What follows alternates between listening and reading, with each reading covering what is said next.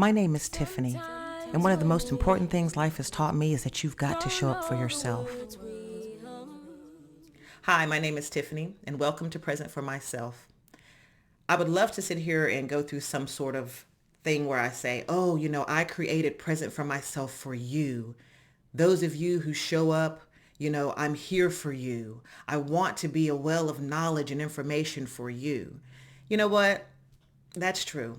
It's true to the degree that yes, the information I share, I desire that you are able to take it in and to grow from it. But first and foremost, I created this channel for me. It's called Present for Myself for a reason. It's so that you can glean from me as I go through the journey of continuing to be present for me, showing up for me, making sure that I don't allow myself to get back to places that I've been before, where I've smiled and I've just taken it, where I've given other people wise and what I consider to be sage advice, not to toot my own horn, but when you're giving out some good knowledge, whenever you're sharing something that's going to help satisfy and heal other people, but you're not taking care of you. So here I am. I'm right here laid out, letting you know that it's time that not only I, but we all begin to walk in this world in such a way that we don't walk around feeling resentment for what we're sharing because we don't feel like it's being reciprocated, that we don't allow our bodies to begin to break down because we are so very ready to share it for other people. We come in with the force of fire and wind and water, and we are there for our friends and for our family. Don't get me wrong. I'm not telling you that my friends and people like that have been selfish and not shared back with me the things that I've given. I'm saying that there's something on the inside of me that regardless of the exchange would always feel like it wasn't enough. That regardless of the exchange would feel some type of way about extracting myself in order to care for myself, or taking time for myself in order to care for myself. So as I delve into those parts of me and have delved into those parts of me, I'm going to continue to share with you. I have been a coach now for over 20 years. I've coached creativity, life, voice, all the things in individuals that I feel like I'm gifted in.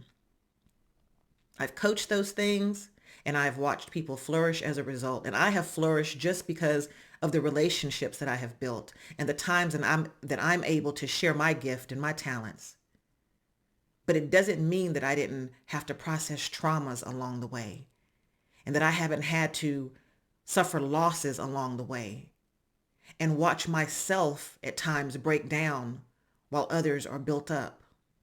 It doesn't mean that I've always been in control of my own narrative and my own story. Now, to hear my friends tell it, I'm excellent at setting boundaries and all of these types of things. But see, a boundary is something that they can see and feel. But if I'm still processing that information within myself, if I'm still processing certain things in this world within myself, then I'm still not setting good boundaries because I'm letting it in one way or the other. See, it gets that deep. It gets that intense and intentional. Being present for myself means knowing myself. It means knowing yourself well enough to know when you've let the cares of this world seep in. You've let your relationships seep in. When I say seep, I mean get into places that you didn't originally intend for them to, and then cause you to operate from a place of imbalance.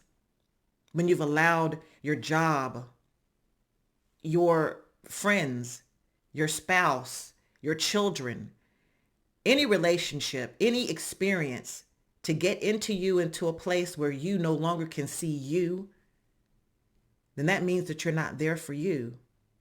You're still taking on everything else. So I'm asking you to join me. I'm inviting you to join me on this journey. Part of it is a journey that I'm embarking upon as I continue to research and find information and ways to ensure that I can remain in a place of understanding who I am so that I might better present my calling to the world. But some of it is just good old-fashioned experience and knowledge and wisdom, and I've gleaned it over many years that I'll just be sharing with you, that I'll just be giving to you. And if you receive it, fine. If you do not receive it, fine. It's really up to you. I promise you that when I first started this channel, or when I first decided I was going to do this video, I had all these thoughts in my head about how I would say, welcome and come into this place of safety and be nourished. No, no, what we're going to do, what we're going to do, y'all, is we are going to love on each other. We are going to hold one another accountable. I am going to speak my truth with the hope that it encourages you to do the same.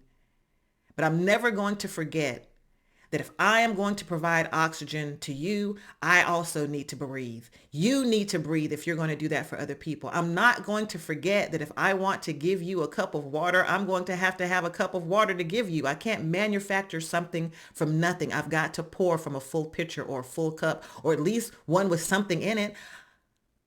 I am going to come from a place of knowing that in order to feed you, I can't have myself be about to pass out from hunger pangs. And my hope and my desire is that however you choose to see this, hopefully you won't see it as a form of like meanness or selfishness, but it's a militant form of self-love. It's a militant form of knowing that if I'm going to be there and make an impact on this world and to resolve the things that I've been sent here to resolve, I've got to start with me. If I'm going to love my neighbor as myself, I'm going to have to love myself. And even that has been skewed, because loving yourself means acknowledging yourself. It means being there when yourself calls to you and says, stop, slow down. When yourself calls to you and says, get up from out of here and go over there. When yourself says, this person is not healthy for you. It's not just about going to the spa. That's all wonderful. I mean, I'm not putting any of that down. It's not just about, getting a mani-pedi or taking yourself on a nice vacation. It's about learning how to say no. And notice I said no, and I didn't say no because, no. Like for real, no. See, stuff like that. That's what we're going to be doing. So I invite you to come back, to subscribe, to hit the notification bell so that you can be notified when I post new videos, because we're going to get into it. This is an introduction, but we're going to get into it. And when we get into it, we're going to be honest. We're going to strive for the level of self-awareness that keeps us from the things that would snuff out our calling, put out our fires. We're going to do the types of things that we need to do here to grow and to go forth, and to do so with an understanding of who we are and who we're dealing with and what we're dealing with in this world. You are invited. I am present for myself. I hope that you will be the same.